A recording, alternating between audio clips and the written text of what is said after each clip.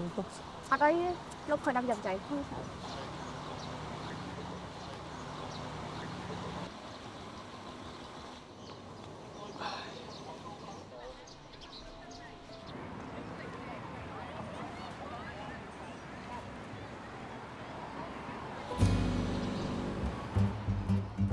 ស្ដីបងកេសរត្រៀងបងវ៉ែនបង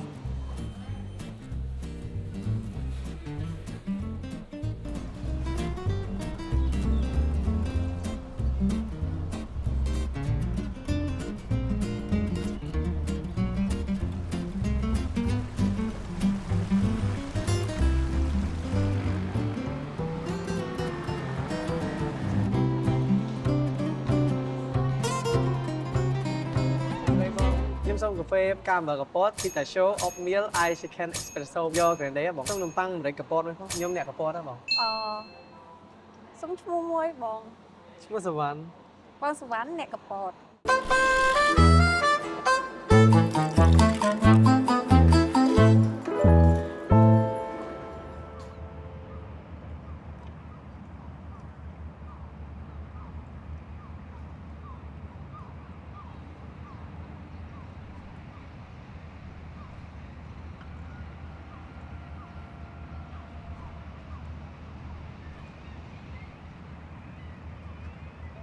មុខនេះដូចប្រហែលប្រហែលធ្លាប់ឃើញនៅកន្លែងណានេះ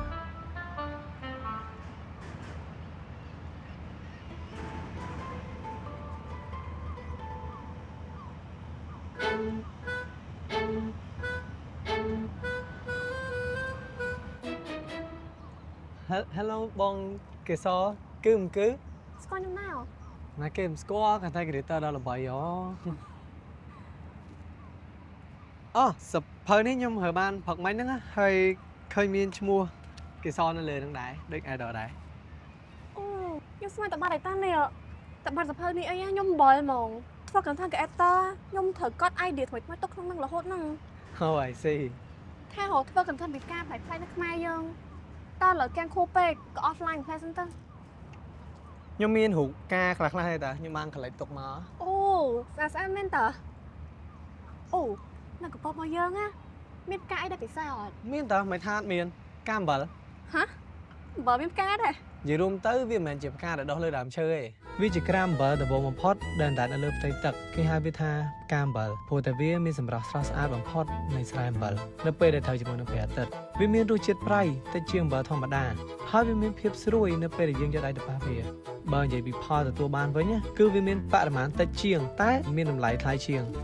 សូម្បីតែហាង Starbucks ក៏គេយកវាមកធ្វើជាភេសជ្ជៈពិសេសប្រចាំខេត្តកំពតដែរតែគេលក់គ្រប់សាខាហ្មង វ៉ាវសវណ្ណដឹងច្រើនណាស់ និយាយដឹងមិនកើត